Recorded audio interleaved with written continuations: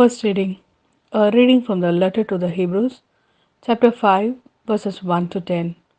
Every high priest is taken from among human beings and is appointed to act on their behalf in relationships with God, to offer gifts and sacrifices for sins.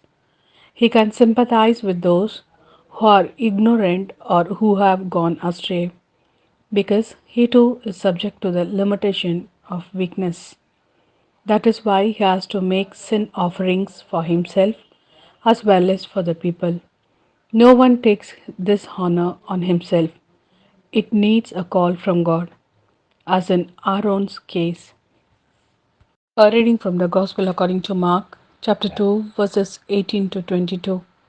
John's disciples and the Pharisees were keeping a fast when some people came to him and said to him, "Why is it that John's disciples and the disciples of the Pharisees fast, but your disciples do not?" Jesus replied, "Surely the bridegroom's attendants cannot fast while the bridegroom is still with them. As long as they have the bridegroom with them, they cannot fast. But the time will come when the bridegroom is taken away from them, and then on that day they will fast. No one saves a piece of unshrunken cloth on an old cloak, otherwise, the patch pulls away from it, the new from the old, and the tear gets worse.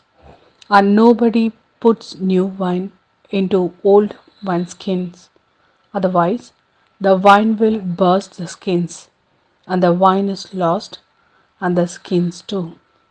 No new wine into fresh skins.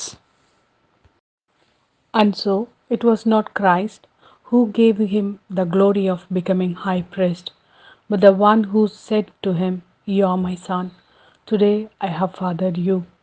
And in another text, "You are a priest forever of the order of Melchizedek." During his life on earth, he offered up prayer and entreaty with loud cries and with tears to the one who had the power to save him from death, and winning a hearing by his reverence. He learned obedience, son though he was, through his sufferings. When he had been perfected, he became for all who obey him the source of eternal salvation, and was acclaimed by God with the title of High Priest of the order of Melchizedek.